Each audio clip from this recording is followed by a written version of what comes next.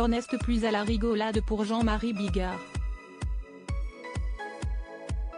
Le célèbre humoriste de 68 ans se retrouve aujourd'hui dans la panade après avoir peut-être fait la blague de trop. Plus qu'une blague, il s'agissait d'ailleurs d'un règlement de compte lorsqu'il s'est exprimé sur son ancienne productrice Christelle Camus, nièce de Jean-Claude Camus, dans Touche pas à mon poste où il est chroniqueur mais aussi sur les ondes de Sud Radio. La productrice cherche aujourd'hui à faire payer son ex-ami. Elle s'est tournée pour cela vers la justice. Ainsi, Jean-Marie Bigard a été jugé ce jeudi devant le tribunal correctionnel de Draguignan pour injure publique et diffamation. Son avocat Philippe Schreck a demandé la relaxe de l'artiste, soulignant qu'il n'était pas illégal de tenir des propos vulgaires et grossiers. Si est-ce son choix d'humoriste de dire des gros mots. D'autres le font en singeant ou en imitant, a rappelé l'homme de droit. Un véritable préjudice dénoncé, il n'empêche qu'il ait réclamé à son client 60 000 € de dommages et intérêts.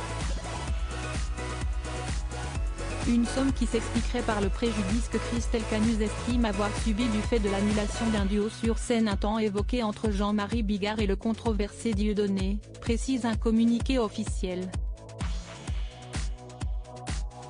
Mais selon Jean-Marie Bigard, et ses déclarations du 23 septembre dernier sur Sud Radio, la productrice est une escroc qui a tenté de lui soutirer 14 millions d'euros pour ce conflit. D'après lui, elle n'aurait même plus de licence pour produire des spectacles. Elle vend des places et garde l'argent. 14 millions, dans la mesure où tu vas te les prendre dans le cul, il va falloir bien les rouler parce que tu vas t'abîmer le trou de balle, avait-il lâché en direct au micro de la radio. Pourtant Christelle Camus soutient avoir signé avec l'humoriste un contrat en bonne et due forme. L'avocat de Christelle Camus, Hubert Drevet, a alors dénoncé un véritable préjudice du fait qu'elle ait été traitée d'escroc.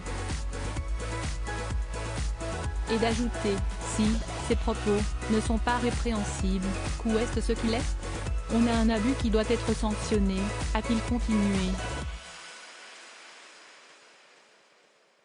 Le tribunal a quelques semaines pour se prononcer sur cette affaire et un verdict doit être rendu le 10 mai prochain.